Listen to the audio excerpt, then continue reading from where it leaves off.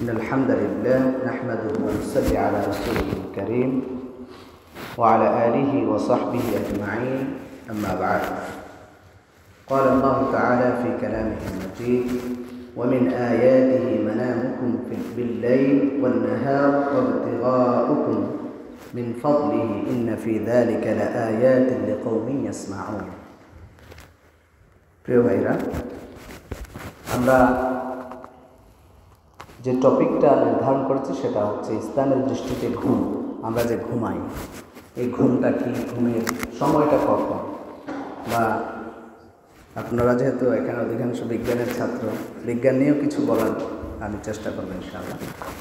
তো সেটা হচ্ছে বিশেষত আমি এই টপিকটা কেন আপনাদের সামনে আনছি এটা একটু আগে ব্যাখ্যা করছি। কারণ হচ্ছে আমরা এই যে গত কয়েকদিন আগে আমাদের বিশ্ববিদ্যালয়ের আন্তর্জাতিক সম্পর্ক বিভাগের আরিফুল ইসলাম ভাই ইন্তেকাল করেছেন।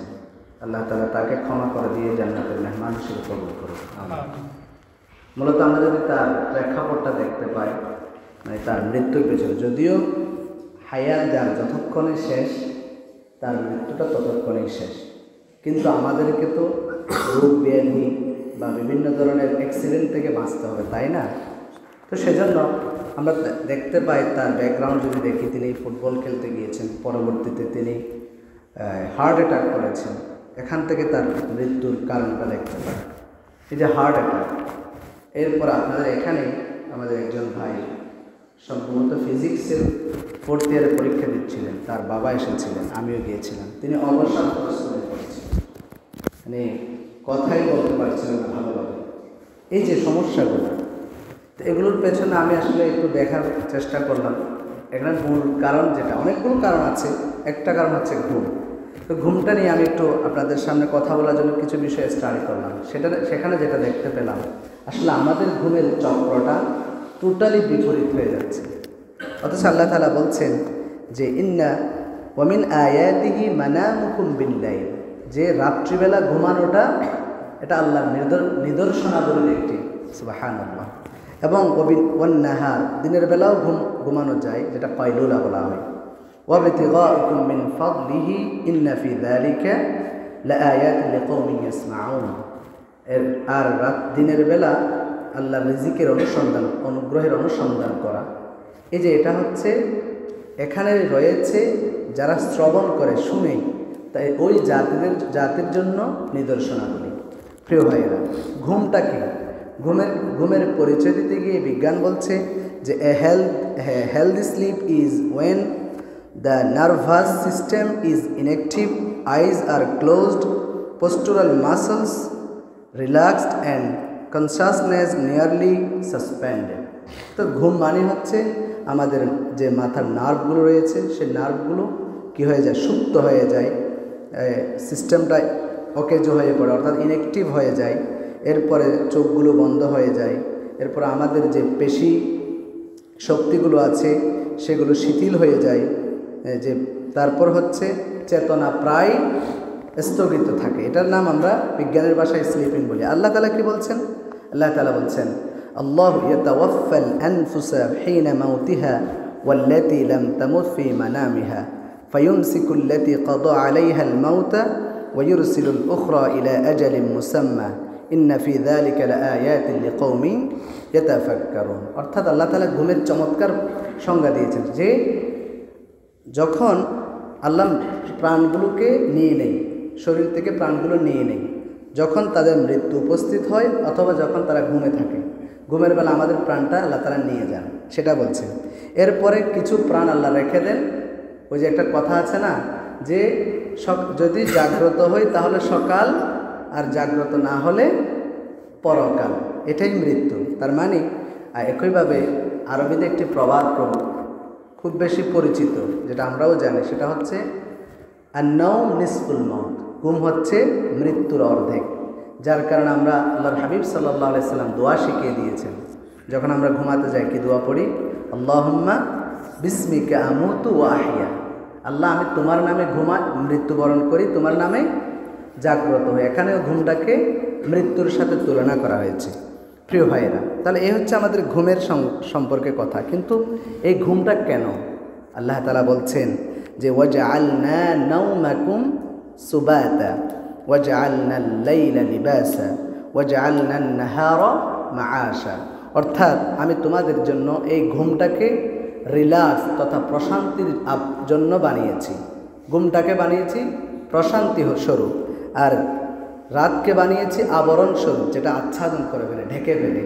এরপরে তোমাদের দিনকে বানিয়েছি জীবিকা উপার্জনের জন্য উপযোগী একটি সময়। তার মানে আমরা এখানে বুঝতে পারি, এই আয়াতে বলছেন আল্লাহ তাআলা যে আমাদের জন্য ঘুমটা বিশ্রামের জন্য বানিয়েছেন, কিন্তু কখন?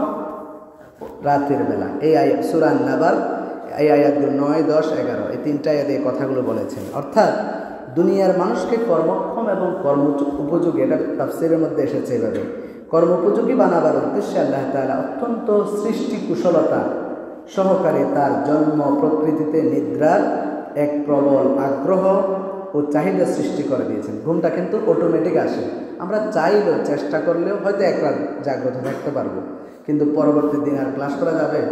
আশা করি মোস্ট অফ দ্য স্টুডেন্টস এটা পারা যাবে, তাদের ঘুম চলে আসবে, কাজে ব্যাঘাত সৃষ্টি হবে, সেটাই বলছে। আর এই কারণে ক্রমাগত কয়েক ঘন্টা পরিশ্রম করার পর কয়েক ঘন্টা পর্যন্ত নিদ্রা যেতে বাধ্য হই আমরা। আর রাতকে অন্ধকারাচ্ছন্ন বানানো হয়েছে এই উদ্দেশ্যে যে এই সময় তোমরা আলোর ঝলকানি হতে সুরক্ষিত থেকে অতি সহজেই নিদ্রার পরম প্রশান্তি লাভ করতে পারবে।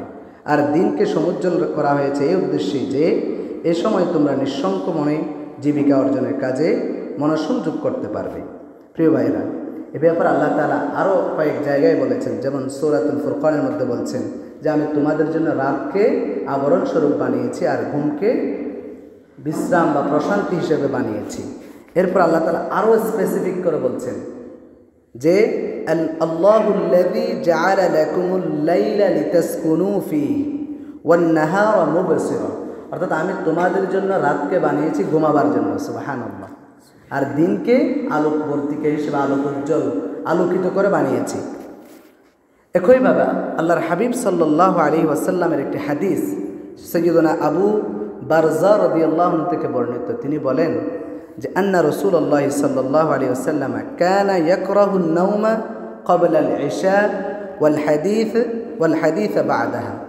এটা বুখারীর বর্ণনা যে আল্লাহর নবী সাল্লাল্লাহু আলাইহি ওয়াসাল্লাম এশারের পূর্বে ঘুমাতে অপছন্দ করতেন, আবার এশারের পরে কথা বলা, গল্প করা, খুশ গল্প করা। আর এক হাদিসে এসেছে সামরুন মানে হচ্ছে এমনি গল্প করা, অপ্রয়োজনীয় গল্প করা, মোবাইল দেখা, টিভি দেখা, এইগুলো আর কি। এই যে গল্প, তার মানে ইসলাম আমাদেরকে শিক্ষা দিচ্ছে ভাইরা আর্লি টু বেড। আবার এরপরে অন্যান্য হাদিস দ্বারা, কোরআন আয়াত দ্বারা আমরা পাই আর্লি টু রাইজ, সকাল সকাল ঘুম থেকে ওঠার কথা আমরা সামনে বলব। এখন আসেন, এই যে তাড়াতাড়ি ঘুমাইতে যাওয়া, এ ব্যাপারে বিজ্ঞান কি বলছে?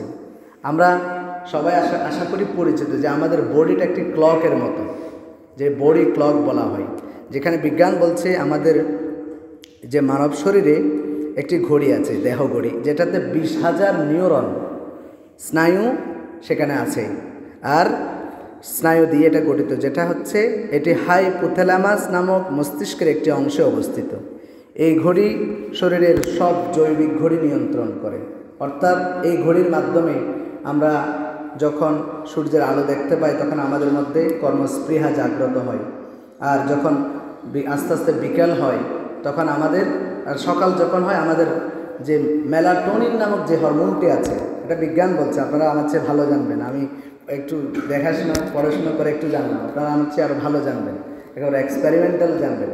তো বিজ্ঞান বলছে যখন সূর্য উত্থিত হয়, উঠে, তখন আমাদের শরীর থেকে অটোমেটিক, এটা বায়োলজিক্যাল সিস্টেমে যে মেলাটোনিন হরমোনটি বের হওয়া, মানে উদ্গীরণ হওয়াটা কমে যায়। যখন আমরা সূর্যের আলোতে বের হয়ে পড়ি একেবারে কমে যায়। সূর্য যখন অস্ত যাওয়া শুরু করে মেলাটোনিন হরমোন আস্তে আস্তে আবার বের হতে শুরু করে আমাদের শরীর থেকে, আমাদের ওই মস্তিষ্ক থেকে। আর এটার কারণে আমাদের ঘুমটা ওই দেহঘড়িটা কী করে নিয়ন্ত্রণ করছে।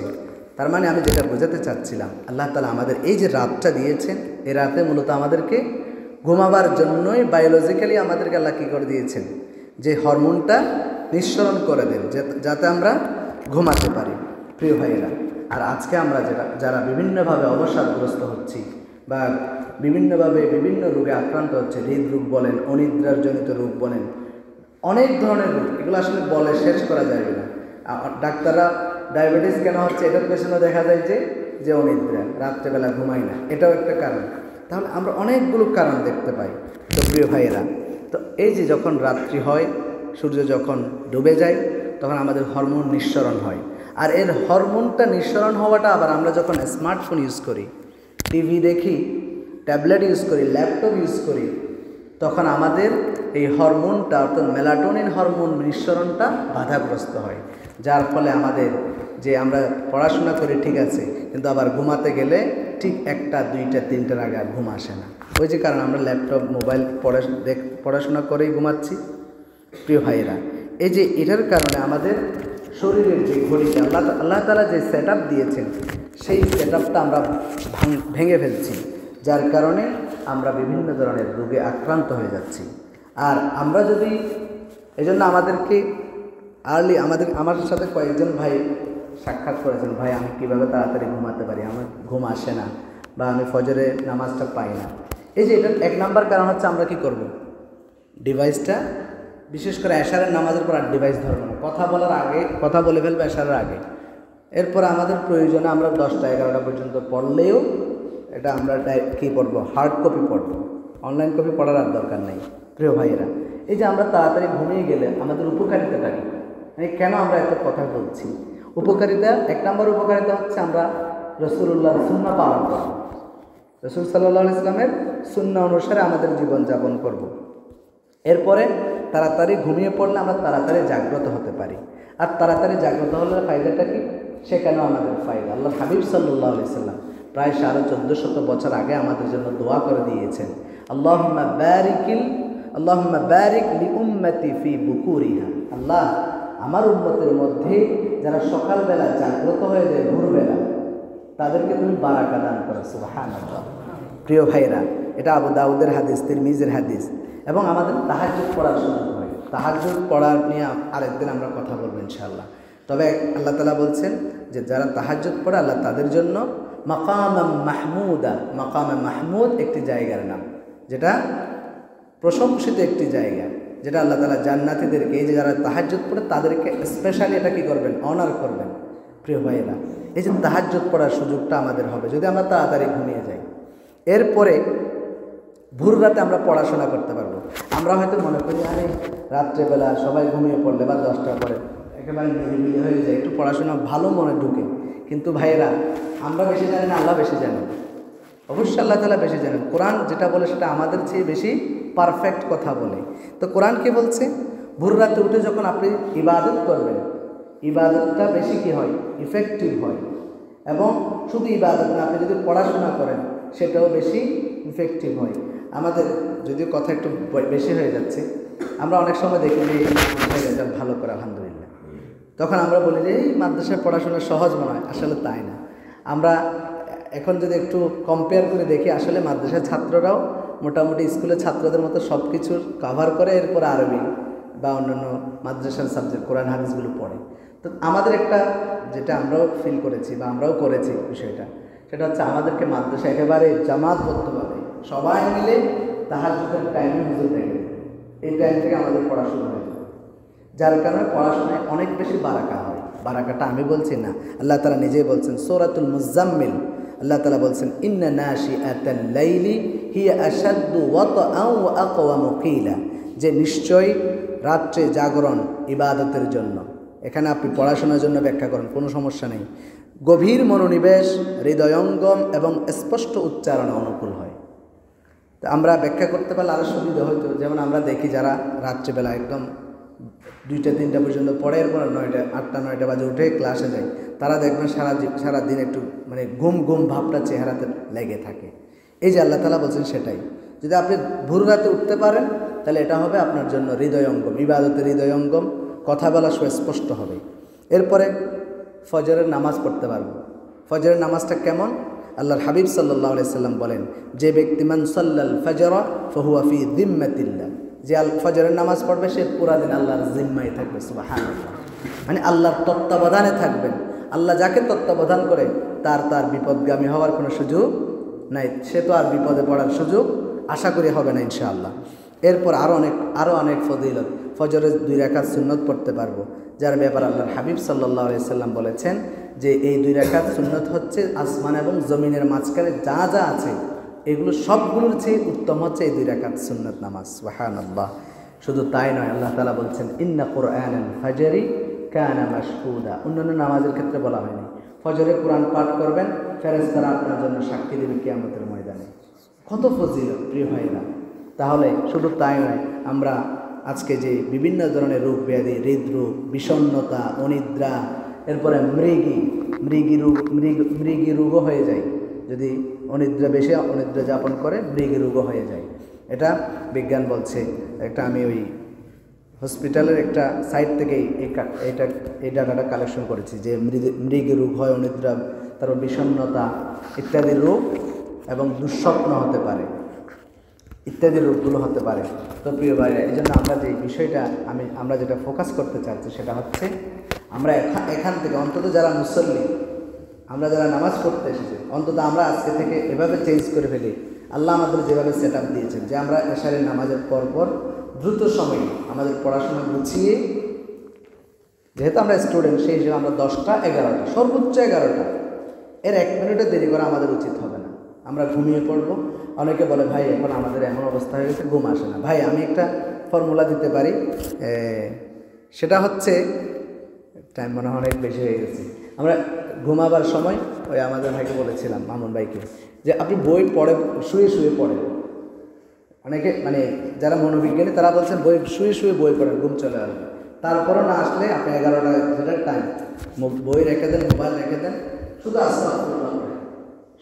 শয়তান আমাদের মানুষকে ঘুম পাড়ান করে ফজর বুঝতে আপনি আস্তাগফিরুল্লাহ পড়তে থাকেন, তাসবিহ তাহলিল এগুলো পড়ার পর ইনশাআল্লাহ আপনার ঘুম খুব দ্রুত সময়ের মধ্যে ঘুম চলে।